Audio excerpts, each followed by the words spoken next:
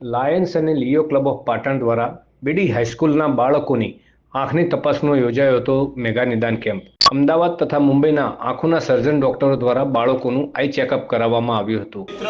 નિદાન camp Lions લિયો club દ્વારા અમારી શાળામાં રાખવામાં આવેલો છે. શ્રી પાટણ જૈન મંડળ સંચાલિત શ્રી બીડી સાર્વજનિક વિદ્યાલયના કુલ 1500 જેટલા બાળકોનું આજે આ આઈ ચેકઅપ થનાર છે.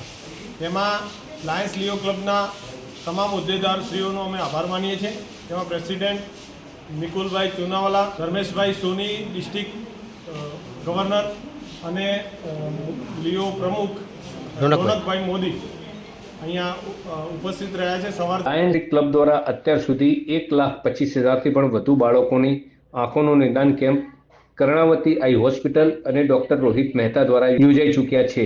લાયન્સ ક્લબ પાટણ અને લિયો ક્લબ પાટણ તરફથી આજે શાળાના બાળકોની આંખોની તપાસનો પ્રોગ્રામ અહીંયા પાટણ શહેરની ખૂબ જ સુંદર સ્કૂલ બીડી હાઈસ્કૂલમાં થઈ રહ્યો છે.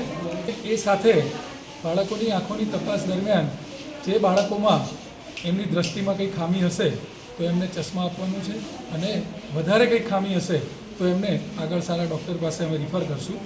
અત્યાર સુધી Lions club international, Johnson and Johnson અને લાયન્સ કર્ણાવતી આઈ હોસ્પિટલ અને રોહિત મહેતા મેડિકલ હબ તરફથી આ પ્રોગ્રામ થયો છે અને અમદાવાદ અને એની આજુબાજુની ઘણી બધી શાળાઓમાં લગભગ 1,39,907 બાળકોને તપાસ્યા છે અને 217 સ્કૂલોમાં આ પ્રોગ્રામ થયો છે.